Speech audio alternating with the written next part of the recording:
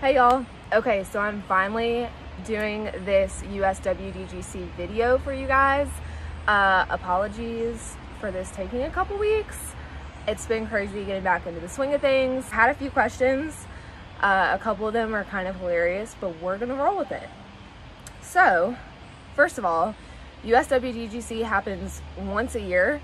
It does switch states and courses each year.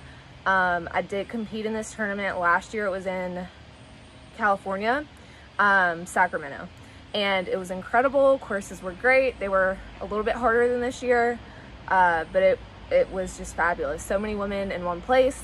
I had an amazing time, and I will not miss this tournament as long as I play disc golf. Highly recommend if you are a woman disc golfer. This year it was in Madison, Wisconsin. The courses were amazing. I think that they were a little bit more matched to our skill level, especially as intermediate players. This is definitely a great tournament if you play women's disc golf and you just want to feel all the good feels. Okay, the first question is, how did you get into this or associated with a team? Just saw some baskets on vacation and picked up a couple discs at Walmart and went back and just started throwing them.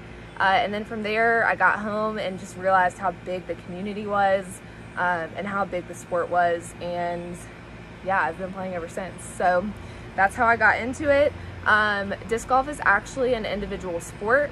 So you will see that there are teams that you can be associated with, but it is an actual individual sport. So you are playing against you. You're always trying to beat your own score, do your own personal best.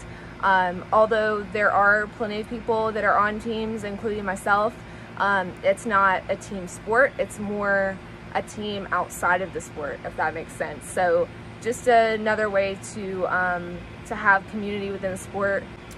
What were your favorite cheese curds in Madison, Wisconsin?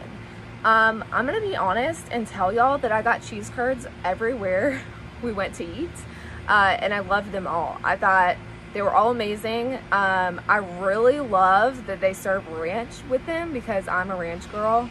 Yeah, so if you go to Madison, just get all the cheese curds. It's an amazing experience. I went into the tournament thinking that that's what I was gonna do, and I totally did it. So cheese curds are life. Next question is, can you play in the rain?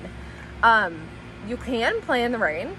If lightning is detected, they will call you off the course, and it's 30 minutes every time lightning strikes. So the first lightning strike, you're off the course for 30 minutes. If it strikes again, 30 minutes. But yeah, if it's just a torrential downpour or if it's lightly sprinkling, whatever, if it's just rain, absolutely, you're gonna have to play in the rain. Luckily at this tournament, we did not have any bad weather. It was beautiful. How long have you been playing disc golf? But I've been playing disc golf for 4 years. I started actually competing and getting like serious-ish about disc golf 2 years ago. So 2020, during the pandemic, is when I started going out every single day, practicing, playing leagues, getting into the women's scene, all that good stuff. I think my first year competing, I competed in 25-ish tournaments, and that was from June to like November. So every single weekend I was playing a tournament. I loved it. I wanted to get out and do my thing and learn and get better. I had a lot of tournament like jitters when I first started playing tournaments, so I figured the best way to get rid of those was to just immerse myself in tournament play, and I'm happy to report that that worked.